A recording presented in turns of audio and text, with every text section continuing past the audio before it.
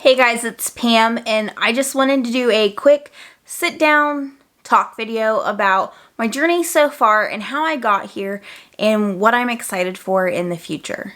So if this is the type of video that might interest you, then stay tuned, like and subscribe as we go along this amazing nursing school journey.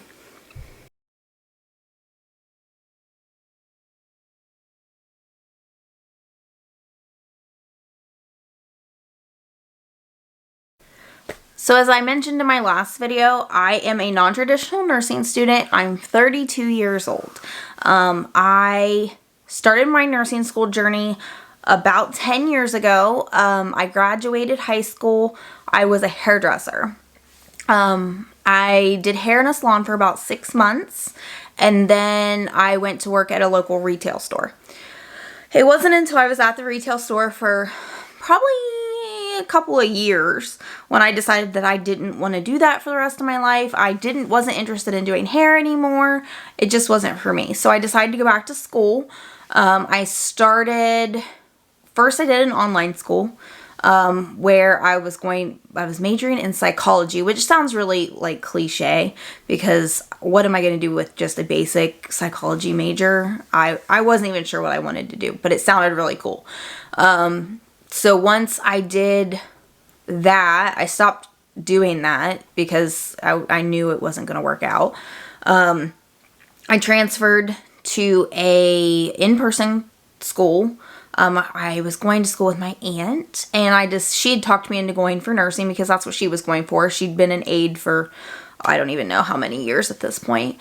So we started going to school together, and then she stopped going, and then I stopped going. So then I decided, like a year or so after I quit going to school, that I was going to try again. So I enrolled in yet another school, and my first, I think they did quarters then, so it's been a while, but I did quarters. I had enrolled in some basic prerequisite classes, some math, sciences. I did an STNA course, which for anyone who doesn't know what an STNA is, it's like a CNA. It's a nurse's assistant. So it would get me into a job making, a little bit of different type of money than what I was making at a retail store, and it had some perks to it. So that was a prerequisite of that nursing program that I was in the process of doing, was to become an STNA. I completed it. I got my STNA successfully. I quit my job in my retail store, and I went to work in a nursing home. So I worked in this nursing home for, I think it was 4 years. And then I transferred a few times. I stopped going to school along the way, yet again. I got married, and then things in my life changed very, very quickly. I was offered a job. I took the job. My marriage fell apart. So then I got divorced. I met somebody else, and then I decided I was going to go back to school. It was time. I'm older, wiser, and nobody's going to stop me this time. So I applied, and I went back to the same school I got my STNA at. I completed 2 semesters at that school. I applied to the nursing program. I didn't get in. My grades were so bad from all the other attempts that my GPA, my completion rate, everything was down. I wasn't eligible for any type of financial aid, so everything I did I had to pay for out of pocket. Luckily, my job was willing to take up some of that, so they paid for my first 2 semesters of school. And then after I didn't get in, because of all these reasons, I, instead of giving up like I would have in my younger days, like before I quit 3 times, I decided to transfer to a different school. So I transferred to a different school that's closer to my home because the previous school was like an hour away. So if I would have got into the nursing program, I would have been driving an hour. and it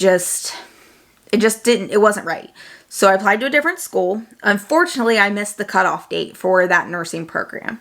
So my advisor said, look, you have some credits, you don't have everything. Some of these aren't really all that great. So why don't we take this year and work on our grades?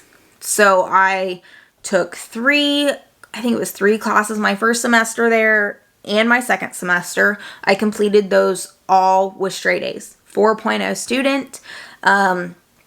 I retook my TEAS exam because that was one of the things that held me up the first time. And my grades for my TEAS exam went up by like 10%.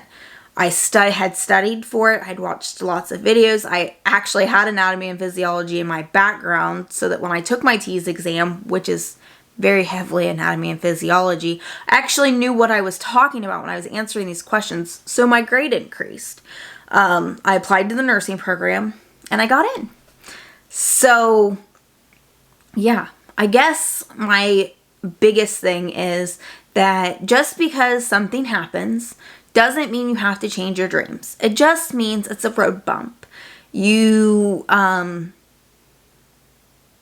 I had lots of twists and turns and bumps and potholes and things I never thought I would be able to come back from to get to this point. So I'm really, really thankful that even though it took me 10 years to get here, I'm still here, and that I'm ready to see what the future holds. And I seen where my graduation date is like May of 24, and I'm like, oh, that's not as far away as it feels like it's far away, but it's really not.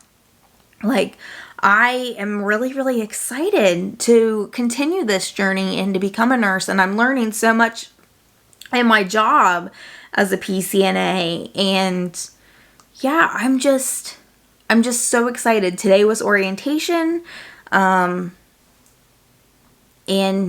yeah, I start in 4 days.